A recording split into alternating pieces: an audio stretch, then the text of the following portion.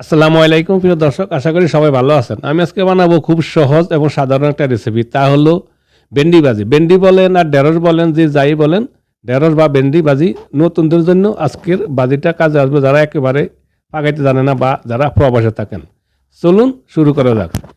আমি এখানে একটা কড়াইতে পরিমাণ মতো একটু কুকিং অয়েল দিয়ে দিলাম। তারপর তেলটা গরম হওয়ার পরে আমি এখানে দিয়ে দেব 2টা পেঁয়াজ আর 4-5টা কাঁচামরিচ দিয়েছি। যেহেতু আমি এখানে লাল মরিচ ব্যবহার করব না, কাঁচামরিচ দিয়ে ভাজি করবো, তাই কাঁচামরিচ একটু বেশি দিয়েছি। আপনারা যতটুকু জাল খান তা পরিমাণ মতন দিবেন। আমি আরও পেঁয়াজ আর মরিচগুলোকে হালকা একটু লাল করে নিব, বেশি লাল করার প্রয়োজন না। আমার পেঁয়াজ আর মরিচগুলো হালকা লাল হয়ে গেছে। এবার আমি দিয়ে দিলাম 5 কোষ রসুন, পাতলা করে একটু টুকরা করে আমি কুচি করে নিয়েছি। যে কোনো ভাজিতে রসুনটা একটু বেশি দেওয়া প্রয়োজন হয়, শাক ভাজি বললেন, ঢেঁড়স ভাজি বললেন, তাহলে ভাজিটা মজা হয় রসুনটা দিলে, রসুনের গ্রানে ভালো হয়। যাই হোক, আমি রসুনটা আবার 1 মিনিটের মতন পেঁয়াজ আর কাঁচামরিচের সাথে 1 মিনিটের মতন আবার ভেজে নিলাম। তারপর আমি দিয়ে দিব 1 চা চামচ হলুদ। আর কোনো মশলা আমি দেব না, হলুদটা দিয়েছি আমি কালারের জন্য। আপনারা যদি হলুদটা দিতে না চান সমস্যা নাই, না দিলে চলবো, আমি কালারের জন্য দিয়েছি। আর এখানে 700 গ্রাম আমি ভেন্ডি নিয়েছি, একটু পাতলা করে আমি চিকন করে কেটে নিয়েছি। এবার আমি পেঁয়াজের সাথে ভেন্ডিগুলোকে ভালো করে নিচে থেকে মিক্স করে নিব। আর আমি লবণটা একটু পরে দিব, প্রথমে দিব না, পরে একটু লবণটা দিব। আমি এবার ভালো করে নিচে থেকে উল্টিয়ে ভেন্ডির সাথে পেঁয়াজগুলা মিক্স করে নিব। প্রিয় দর্শক, ছোট একটা রেসিপি, আশা করি সাথে থাকবেন এবং রেসিপিটা পুরো দেখবেন। আর রেসিপিটা যদি পছন্দ, একটা লাইক আর কমেন্ট করবেন। আর প্লিজ আমার চ্যানেলটা সাবস্ক্রাইব করবেন, সাবস্ক্রাইব করার জন্য অনুরোধ করব। এবার আমি ঢাকনা দিয়ে দিব। ঢাকনা দিয়ে প্রায় 2-3 মিনিটের মতন আমি একটু প্রথমে ভাজি করে নিলাম। চলে আসলাম 2-3 মিনিট পর।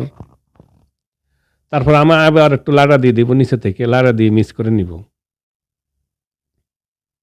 যেহেতু নিচের সাইডটা অনেকটা হয়ে গেছে, তাই নিচের সাইডটা উপরে ভালো করে মিক্স করে দিয়ে দিলাম। তারপরে এবার আমি দিয়ে দিলাম পরিমাণ মতো একটু লবণ।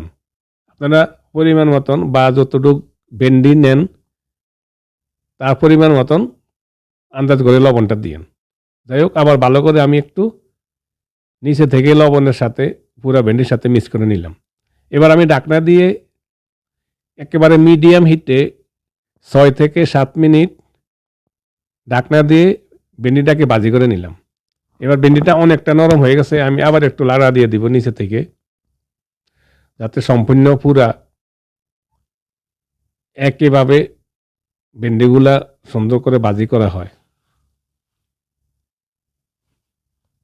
গরম গরম ভাতের সাথে ভেন্ডিটা খাইতে খুবই মজা, আর ভেন্ডিটা এমনি কিন্তু উপকারী একটা সবজি। এবার আমি ঢাকনা দিয়ে আরও 2-3 মিনিটের মতন একটু লো হিটে আর একটু নরম করে নিলাম। হয়ে গেছে আমার ভেন্ডি ভাজি।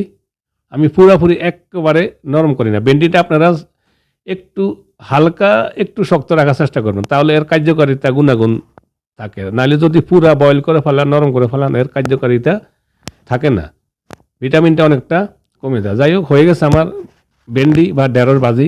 আশা করি আপনাদের রেসিপিটা পছন্দ হবে, ছোটো রেসিপিটা। প্লিজ রেসিপিটা যদি পছন্দ হয় একটা লাইক এবং কমেন্ট করবেন, আর আমার চ্যানেলটা সাবস্ক্রাইব করবেন। সাবস্ক্রাইব করার জন্য অনুরোধ করব। ধন্যবাদ, ভালো থাকুন, আল্লাহ হাফেজ।